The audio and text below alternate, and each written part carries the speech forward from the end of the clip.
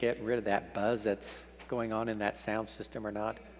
Okay, I appreciate that. Back in 1978, I was a senior in high school. I was 17 years old in January of that year, and we were getting ready for our high school senior retreat.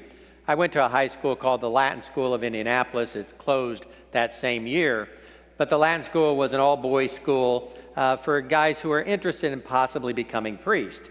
And so I was thinking about that even back then. And so I was off to the Latin School getting ready for our senior retreat. Father Joe Mader was leading our retreat. He was one of our faculty members. And his parents owned a set of cabins near Cataract Falls, just a little bit west of Indianapolis. And the cabins were about a mile down the road from the park. And so we went there for our retreat, supposed to be 4 days and 3 nights. But the third day, Father Mader came to us and said, there's a snowstorm coming in.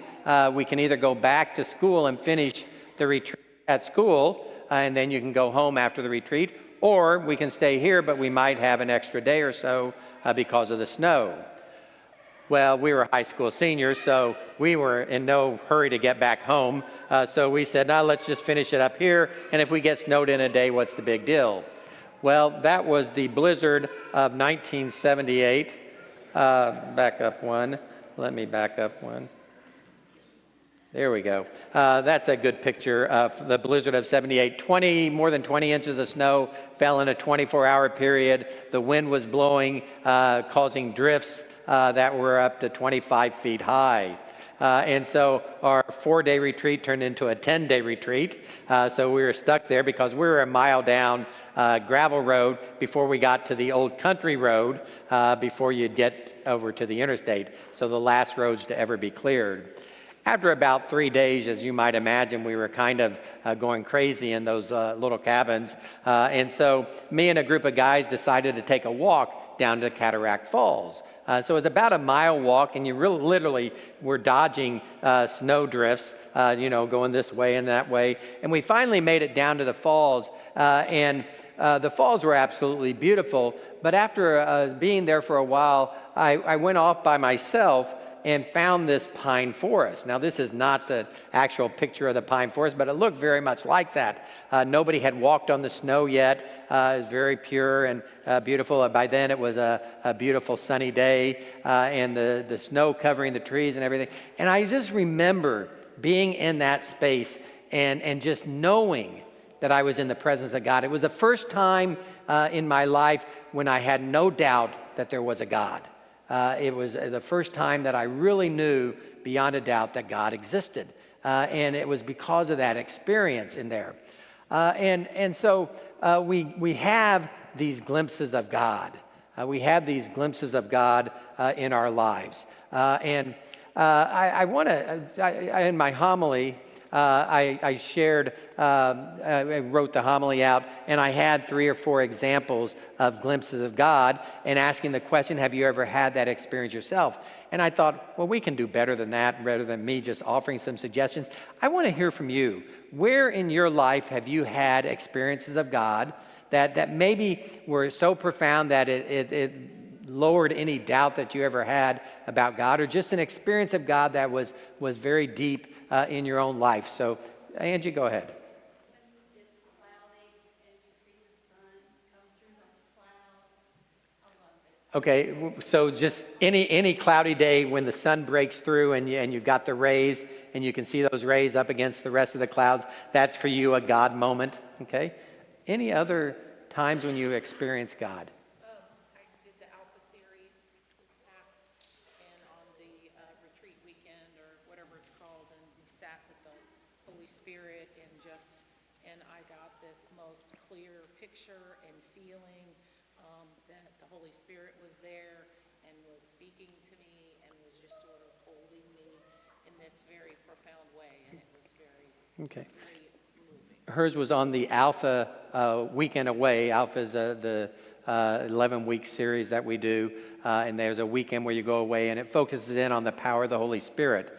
And she said in that time she was just so aware of the presence of the Holy Spirit in the room and in her life, and that was her experience of God. Others had the experiences of God. When my grandfather was passing, he brought my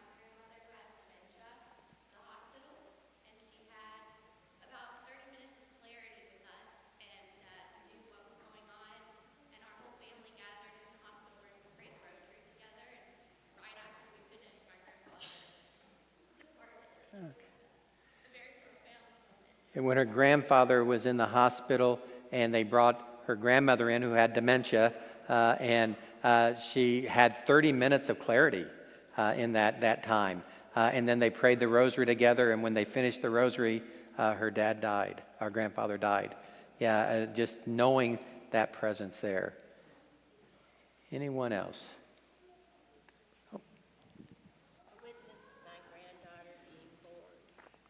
Witnessed my granddaughter being born. Yeah, I would think that the holding a newborn baby, I would think that a granddaughter, a child. How many parents can relate to having a baby, or grandparents, that experience? My sister Angie shared the experience when her daughter Lisa was born.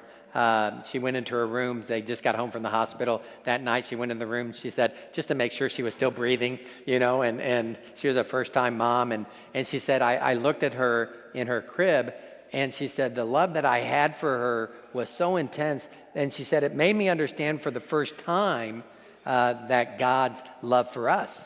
Because she said she wasn't doing anything but sleeping, but that was my baby, that was my child. And then she said, it just made me think that God's love for me, because I'm his baby, I'm his child, is so that the power of birth certainly is. I saw one other hand up somewhere over here.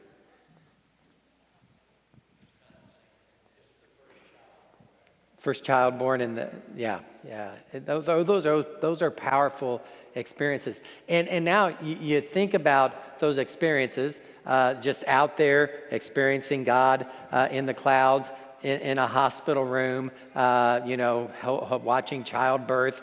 Those kind of experiences are God experiences. It's when we get those glimpses of God. In our first two readings today, they're all about the attributes of a holy family, and our families strive to do that. And sometimes maybe we think, well, we just can't measure up to that, and we don't. We fail and all that. But if we become aware of those glimpses of God in those times in our lives, when we wonder, when we question, when we become more aware of those times when God is made manifest and is made present to us, those times when we have those glimpses of God, it helps us get through all the difficult times of our lives as well. We celebrate still in the Catholic Church the Christmas season. We get 12 days of it. And so we celebrate the Christmas season when we celebrate Emmanuel, God with us. And my prayer for all of you as we begin this new year is that you find that way to acknowledge and recognize and have the eyes to see the glimpses of God that are manifest right around us.